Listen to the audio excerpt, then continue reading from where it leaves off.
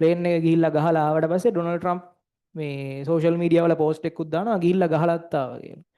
එතකොට ඒකත් එක්ක සමහර විට ඉතින් තුන්වෙනි ලෝක යුද්ධයක ආරම්භයක් වෙන්නත් පුළුවන්. මොකද ඉරානය නිකන් ඉන්නෙත් නැහැ. සමහරට අද ඔයාලා උදේ හැරෙනකොට මේ නිවුස් එකක් දකින්න ඇති. ඉරානයට ඇමරිකාවෙන් බෝම්බ ගහලා කියලා. නේද? දැක්කේ නැද්ද? එතකොට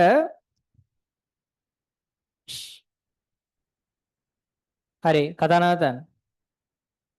සමහර විට ඒක අපේ දැන් මෙච්චර කාලයක් ඔයාලා දන්න විදිහට ඉරානෙත් එක්ක ඊශ්‍රායලය තමයි ගැටුම් තිබ්බේ. මේ ඊශ්‍රායලය කියන්නේ හරි පොඩි රටක්. ඊශ්‍රායලය කියන්නේ ලංකාවෙන් 3න් එකක සයිස් එකක් තියෙන රටක්. ලංකාවේ ජනග්‍රහණයෙන් භාගයයි ඉන්නේ. එතකොට ඒ වගේ පොඩි රටක් ලෝකේ සාමාන්‍යයෙන් 8 වෙනියට විතර යුද්ධ බලයේ තියෙන රටක් බවට පත් වෙලා තියෙනවා විවිධ හේතුන් එක්ක. එහෙම පත් වෙලා තියෙන එකක් ඒගොල්ලන්ගේ ඊශ්‍රායල් ජාතිකයෝ හරිම බුද්ධිමත් ජාතියක් කියලා කියනවා. ඒ වගේම ඇමරිකාවෙන් ඒගොල්ලන්ට ලොකු සපෝට් එකක් හම්බ වෙනවා. මොකද ඇමරිකාවේ මැද පෙරදිග මධ්‍යස්ථානයක් විදිහට තමයි ඊශ්‍රායලය හඳුන්වන්නේ. එතකොට ඔය කියන කාරණා ඔක්කොමත් එක්ක ඇමරිකාව සම්පූර්ණයෙන් ඊශ්‍රායල පැත්තේ ඉන්නේ. එතකොට දැන් ඇමරිකාවෙන් ඉරානයට අනුතරංග වීමක් කරලා දිනානේ. දවස් 60ක් ඇතුළත මේ ප්‍රශ්නේ විසඳෙන්න ඕනි කියන්නේ. ඉරානයේ ඒක අහපු නැති හින්දා ඇමරිකාව ඊයේ ඉරානයේ න්‍යෂ්ටික මධ්‍යස්ථාන 3කට බෝම්බ ගහලා තියෙනවා. න්‍යෂ්ටික මධ්‍යස්ථාන වලට බෝම්බ ගහපු න්‍යෂ්ටික මධ්‍යස්ථානයක් විනාශ වෙනවා කියන එක ලෝකේ ප්‍රබලම සිදුවීම් හරිම පොඩ්ඩයි තියෙන්නේ. චර්නොබයිල් ඉන්සිඩන්ට් එක. චර්නොබයිල් ඉන්සිඩන්ට් එක කියන්නේ මේ දෙකම දැනට දෙච්ච දෙකම බෝම්බ ගහලා සිද්ධ වෙච්ච ඒවා නෙමෙයි මේ මම මේ කියන ඒවා. චර්නොබයිල් ඉන්සිඩන්ට් එක කියන්නේ ඒක ඇතුලේ වෙච්ච ප්‍රශ්නයක් හින්දා න්‍යෂ්ටික බලාගාරයක් පිපිරලා යන එක. Netflix series එකක් තියෙනවා ඕනනම් බලන්න වටිනවා. ඒක මාර ලොකු ඉන්සිඩන්ට් එකක්. තාමත් ඒ චර්නොබයිල් කියන ප්‍රදේශය අතහැරලා දාලා තියෙන්නේ. තාමත් ඒකට කවුරුවත් යන්නේ නැහැ. තාමත් එතනින් ඒ නිකුත් වෙන විකිරණත් එක්ක මේ ඒ නිකුත් ඒ කාලේ නිකුත් වෙච්ච විකිරණත් එක්ක ඒකෙන් එන බලපෑම ගස් වැල් වලට සත්තුන්ට බලපාලා අදටත් ඒ උපදින සත්තුන් ඒවට විකෘති සත්තු ඉපදින්නේ. ඒ නාස්තික බලපෑමත් එක්ක. ඊට පස්සේ ගස්වැල් වල අමුතු විකිරණශීලීතාවයන් තියෙනවා. ගස්වැල් කියන්නේ ඒවට කියනවා මියුටේෂන්ස් විකෘති වීම තියෙන්නේ. ජාන විකෘති වෙලා තියෙන මේ පැත්තට. අදටත් මිනිස්සු යන්නේ නැහැ. අද දැන් යන්නේ ගොඩාක් ආරක්ෂිත තත්ත්වයට තේ චර්නොබයිල් ඉන්සිඩන්ට් එක. ඊපස්සේ මොකද නියුක්ලියර් රියැක්ටර් එකේ තියෙන මේ දැන් මොකද න්‍යෂ්ටික බලාගාරයක විදුලිය හදන්නේ න්‍යෂ්ටික ප්‍රතික්‍රියාවකින්. ඒතර මේ ප්‍රතික්‍රියාවකට කියනවා දාම ප්‍රතික්‍රියාවක් තමයි මේ ඔය සාමාන්‍යයෙන් යුරේනියම් ප්‍රතික්‍රියාව. දාම් ප්‍රතික්‍රියාවක් කියන්නේ හැම වෙලාවෙම එක සිද්ධියක් මම ඔයාලට තේරෙන විදිහට කියන්නේ. ඒතර එක සිද්ධියක් නැවත සිද්ධි තුනකට හේතු වෙනවා. ඒ කියන්නේ එක ප්‍රතික්‍රියාවක් එක නියුට්‍රෝනයකින් සිද්ධ වෙන එක ප්‍රතික්‍රියාවක් තව ඊට පස්සේ නියුට්‍රෝන තුනක් නිදහස් කරනවා. ඒ තුන නිදහස් කරලා තව තුනක් හැදෙනවා. ඒ තුනෙන් තව තුනක් හැදෙනවා. ඔහොම දාමයක් විදිහට යන එකක් තමයි මේ ඔයාලා තාම මේ මිනුම් උපකරණ ඉගෙන ගන්න ගමන් ඉන්න හින්දා මේවට ලොකුවට කියන්න බෑ. නමුත් අපේ සිලබස් එකේ අන්තිම පාඩමේ මේක තියෙනවා. එකක් ගිහින් තව තුනකට වදිනවා. ඒතර මේ හැම එකකින්ම තව තුන ගානේ. තව තුන ගානේ ඔහොම නිකුත් වෙන රියැක්ෂන් එකකින් තමයි ප්‍රතික්‍රියාවකින් තමයි මේ න්‍යෂ්ටික බලාගාර වැඩ කරන්නේ. න්‍යෂ්ටික බලාගාරවල මේක දැන් දිගටම ගියොත් එහෙනම් මේක ලොකු ප්‍රශ්නයක් වෙන හින්දා හැම වෙලාවෙම මේ තුනක් නිකුත් වෙද්දි ඒ නියුට්‍රෝන දෙකක් අවශෝෂණය කරගෙන හැම වෙලාවෙම එකක් තමයි ඊළඟට බලපාන විදිහට හදාගන්නේ. මේ තුනෙන් හැම වෙලාවෙම දෙකක් අවශෝෂණය කරගන්නවා. එතකොට මේ ප්‍රතික්‍රියාව යම් පාලනය කරගන්න පුළුවන් තත්ත්වයකට යනවා. නැත්තම් හැම වෙලාවෙම තුන යන්න ගියාම ලොකු දාමයක් හැදෙනවා.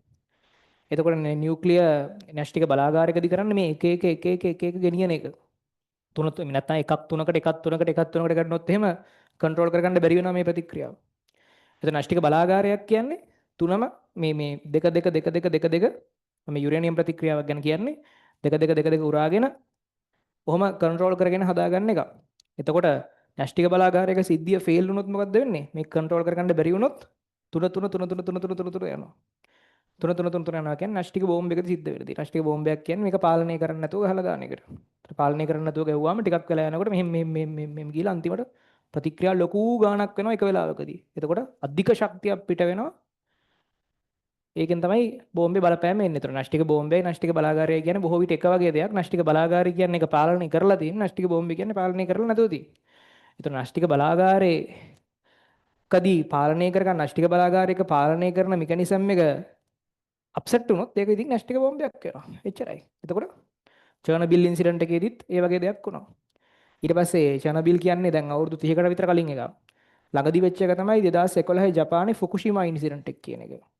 ෆුකුෂිමා ඉන්සිඩන්ට් එකේදී වෙන්නේ මුහුද ගොඩ ගලලා හේන වතුර පාරට න්‍යෂ්ටික බලාගාරයේ රියැක්ටර්ස් වලට වැදිලා ඒ කියන්නේ මුහුද ගොඩ ගැලීමෙන් එන මේකෙන් බලාගාර විනාශ වෙලා යන එක. ඒතර ඒකෙන් ඊට පස්සේ අයිත් ඔය වගේම ඉන්සිඩන්ට් එකක් වෙනවා. ඒකත් ලොකු බලපාපු ඉන්සිඩන්ට් එකක් වුණා. දැන් ඔන්න ඒකෙන් පස්සේ අද තමයි ආයි ලොකු කතන්දරයක් අහන්න හම්බුනේ. ඒ තමයි ඊරානයේ මේ නියුක්ලියර් සෙන්ටර්ස් වලට ඇමරිකාවෙන් ගහපු බෝම්බේ. එතකොට මම දැනට දන්න දැන් ඊයර යන මේක වෙලා තියෙන්නේ. දැනට මම සර්ච් කරලා බලපු විදිහට මම දැක්ක විදිහට දැනට ඒකේ නියුක්ලියර් රියැක්ටර්ස් වලට ප්‍රශ්නයක් වෙලා නැල්ලු. ඒ නියුක්ලියර් රියැක්ටර් එක ඇතුළට ඩැමේජ් වෙලා නැල්ලු. එහෙම වුණා නම් ආයිත් ඉතින් මේකම්ම තමයි ඉතින් ඒක. නියුක්ලියර් රියැක්ටර් එකක් මේ වුණා නම් දැනට කියන්නේ ඇමරිකාවෙන් ගහලා තියෙන නියුක්ලියර් රියැක්ටර්ස් පුපුරන්න තමයි. නමුත් ඒකෙන් අර තාම අඳුනාගත් තත්ත්වයේ මත නියුක්ලියර් රියැක්ටර්ස් වලට හෝ ඒ කියන්නේ අර නියුක්ලියර් ලීකේජ් එකක් නැල්ලු තාම. රියැක්ටර්ස් වලට කියන එක වැරදි. සමහර තැන්වල ඔය ගහපු අද ගහපු තැන්වල සමහර තැන්වල රියැක්ටර්ස් නැහැ. ඒතර කියන්නේ නියුක්ලියර් නෑ. මොකක්ද ඒකට කියන්නේ විකිරණ කාන්දු වීමක් නැල්ලු තාම. ඒතර ඒ නිසා අපි දන්නේ නැහැ මොකද තත්ත්වයකට යයිද කියලා. නමුත් මේක ලෝකේ වෙනස් කරන සිද්ධියක්. එතකොට අද දවස හරිද? මොකද දැන් අපි කතා කරන්නේ චර්නෝබිල් ෆුකුෂිමා. චර්නෝබිල් ගැන අවුරුදු 30කට කලින්කටත් වලින් සිද්ධියක්. ෆුකුෂිමා ගැන 2011 සිද්ධියක්. දැන් මේ තුන්වෙනි එක. එතකොට මේකෙන් මොකද්ද උනේ කියන එක තව ටික දවසක් යයි අපිට හරියට බලා ගන්න. හැබැයි මම අද උදේ සර්ච් කරලා බලපු විදිහට නියුක්ලියර් කියන්නේ විකිරණ කාන්දු වීමක් නැල්ලු. විකිරණ කාන්දු වීමක් වුණ නැත්නම් ලොකු ප්‍රශ්නයක් වෙන්නේ නැතුව මේක බැලන්ස් කරගන්න පුළුවන්. මේ එතකොට දැන් ඕකේ තියෙන කතන්දරේ තමයි ඉතින් න්‍යෂ්ටික බෝම්බයක් ගැහුවා වගේ තමයි හරියට වැදුනා නම්. හරියට වැදුනා නම් න්‍යෂ්ටික බෝම්බයක් ගැහුවත් එකයි මේකත් එකයි. එක වගේ තමයි. නමුත් ඉතින් කොහොම හරි ඇමරිකාව උත්සාහ කරන්නේ අර ඉරානයේ තියෙන න්‍යෂ්ටික බලය බිඳින්නලු. ඒ කියන්නේ දැන් ඒගොල්ලන්ගේ නියුක්ලියර් සෙන්ටර්ස් වලට නියුක්ලියර් බලාගාරම නෙමෙයි නියුක්ලියර් සෙන්ටර්ස් කියන්නේ නියුක්ලියර් සම්බන්ධව පරීක්ෂණ කරන ඒ සෙන්ටර්ස් වලට තමයි ගහලා තියෙන්නේ. එතකොට මේන් සෙන්ටර් එකකටත් ගහලා තියෙනවා. එතකොට දැන් ඕකේ තියෙන ප්‍රධාන කතන්දරයක් වෙන්නේ ඉරානය කියන්නේ සෙල්ලම් රටක් නෙමෙයිනේ. එතකොට ඒගොල්ලෝ ළඟත් දැන් උඩින් ඇවිල්ලා ප්ලේන් එක දැන් ලංකාවේ වගේ නම් උඩින් ප්ලේන් එකක් ඇවිල්ලා ගහලා ගියොත් කරන්න දෙයක් නැහැ. ලොකු දෙයක් අපිට කරන්න බෑ. අපි ළඟ ලොකු මේ ආරක්ෂාවක් ඉතින් අර එහෙම මිසයිල් සිස්ටම් එකක් මොකුත් නැහැනේ. ලොකු දෙයක් කරන්න බෑ. නමුත් ඉරානය කියන්නේ එහෙම රටක් නෙමෙයි. ඉරානය කියන්නේ ඒගොල්ලන්ගේ රේඩාර් වලට පට ගාලා ඩිටෙක්ට් වෙනවා. ඉතින් එනකොට ඩිටෙක්ට් වෙනවා ගහලා දැම්මේ ඒගොල්ලන්ගේ මිසයිල් වලින්. ඒතර කොහමද ගන්න එහෙම? එහෙම රටකට ගිහිල්ලා එහෙම රටක් උඩින් ගිහිල්ලා ප්ලේන් එක එතෙන්ට ගෙනිහිල්ලා ගහන්න කොහොමද ගන්නෙ? ඇමරිකාවට තියෙනවා B2 ස්ප්‍රිට් කියලා සුපිරි ප්‍රහාරක යානාවක්.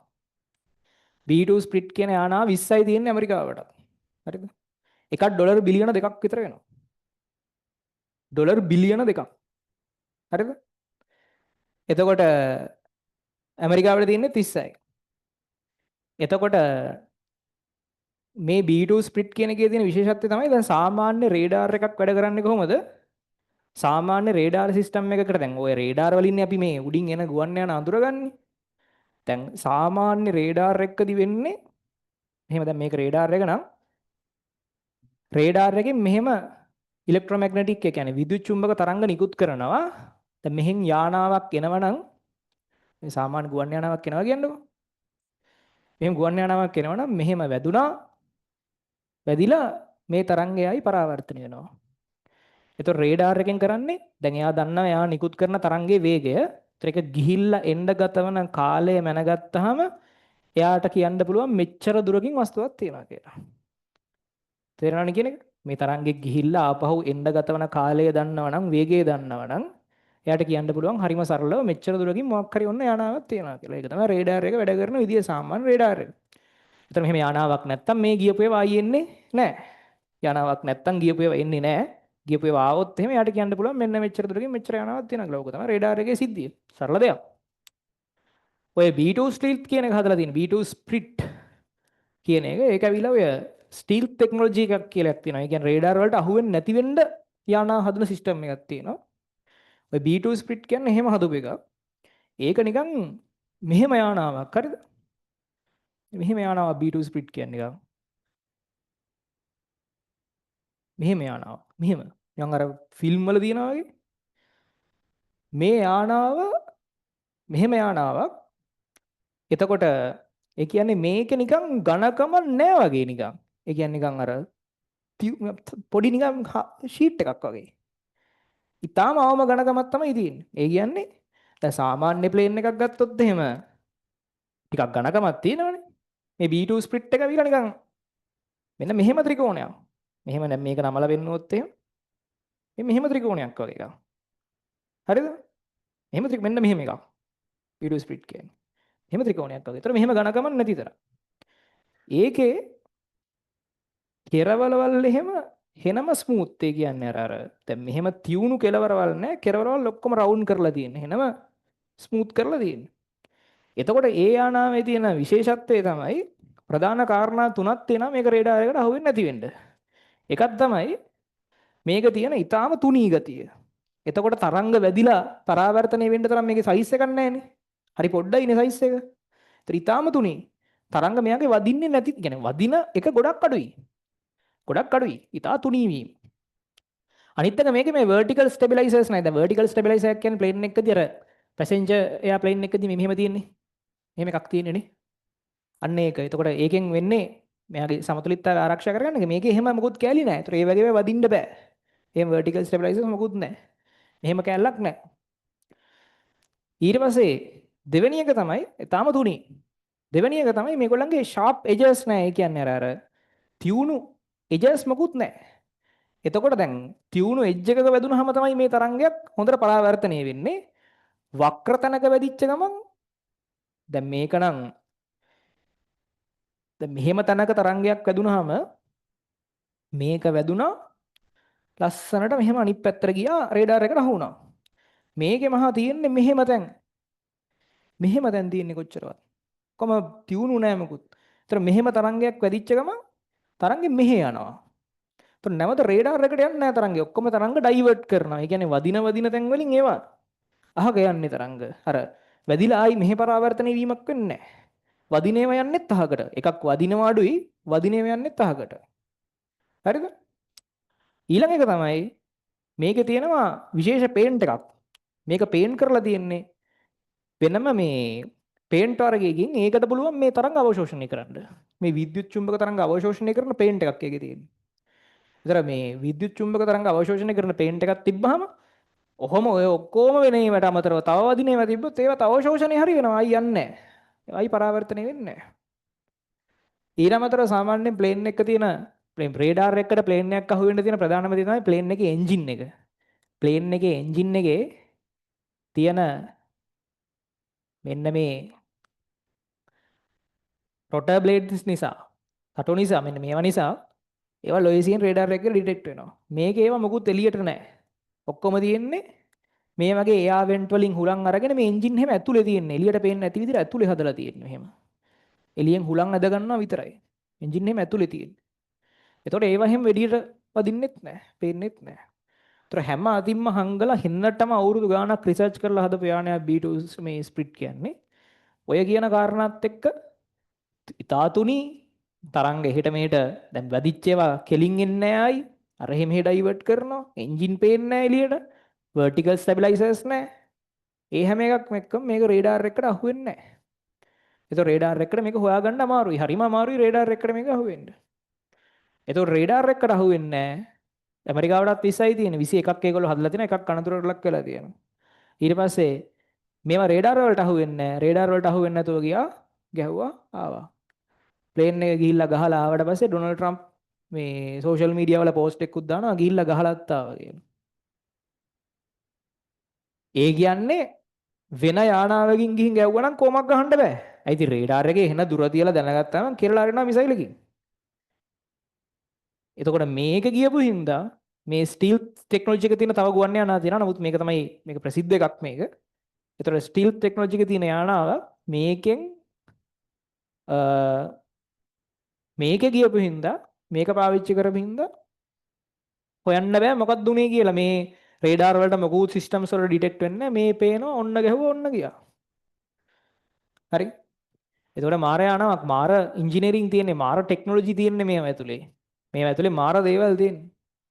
එතකොට මේකේ concept එක 1980 ගණන් වල හදලා තියෙන්නේ. 1988 89 තමයි පළවෙනි ප්‍රොඩක්ෂන් එක කරලා තියෙන්නේ ප්ලේන්. 89 ඉඳන් අද වෙනකන් චුට්ට චුට්ට දිනු කරගෙන ඇවිල්ලා මෙන්න තියෙන තැන අද මේක. එතකොට දැන් ඒගොල්ලෝ අලුත් එක්කුත් හදාගෙන යනවා B21 කියලා එකක්. එතකොට මේක ලොකු දෙයක් ඉතින් ඒ කියන්නේ මොකද වෙන රටකට උනත් ඒගොල්ලන්ගේ තියෙන ආරක්ෂණ පද්ධති බහුතරයකට මේක හොයන්න බෑ. මේක ඇවිල්ලා ගහලා ගියොත් හොයන්න බෑ. මොකද ඒ කියන්නේ වෙන රටවල් වලට උනත් මේක ලොකු තාක්ෂණයක්.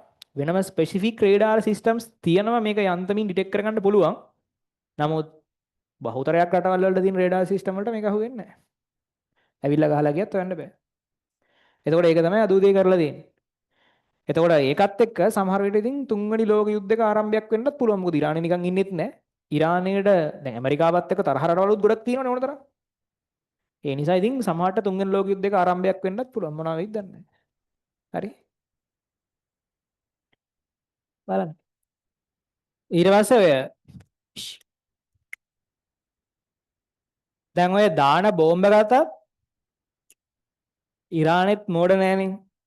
ඒගොල්ලෝ සාමාන්‍ය බෝම්බ ඇටැක් එකකට ඔරොත්තු දෙන්න තමයි මේ ඒගොල්ලන්ගේ න්‍යෂ්ටික බලාගාර හදලා තියෙන්නේ. ඒ කියන්නේ පොළව යට තමයි හදලා තියෙන්නේ.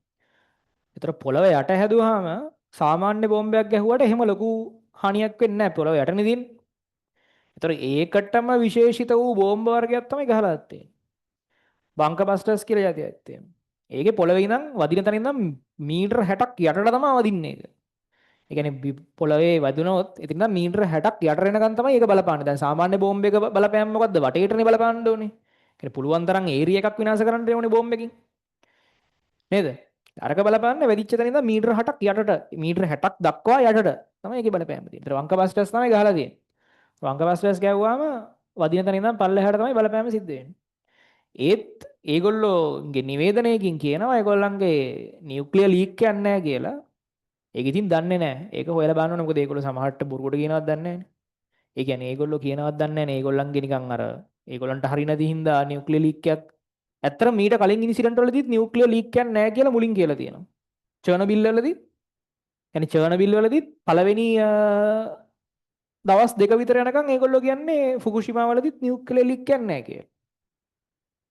නියුක්ලියර් ලීක් කියන්නේ වැඩි කලබල වෙන්න දෙයක් නැහැ. අපි මේක අන්ඩර් කන්ට්‍රෝල් තියාගෙන ඉන්නේ කියලා. දවස් දෙකක් තුනක් යද්දි තමයි කිලෝමීටර 10ක් 20ක් ඈතින් ඉන්න මිනිස්සුන්ගේ ඇඟවල් වල පළු දාන්න පටන් ගන්න. ඊට පස්සේ තමයි හොයාගන්නේ. ඊට පස්සේ අරගොල්ලෝ මුලින්ම දැනගෙන ඉන්නවා නියුක්ලියර් ලීක් එකක් තියෙනවා කියලා.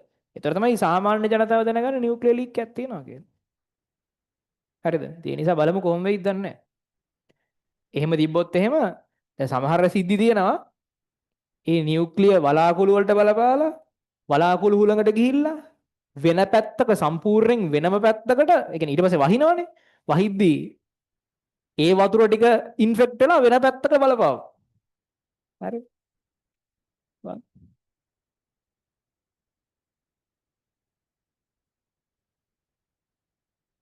මේ දවස්වල වැස්සට තෙමින්න බලාගෙන.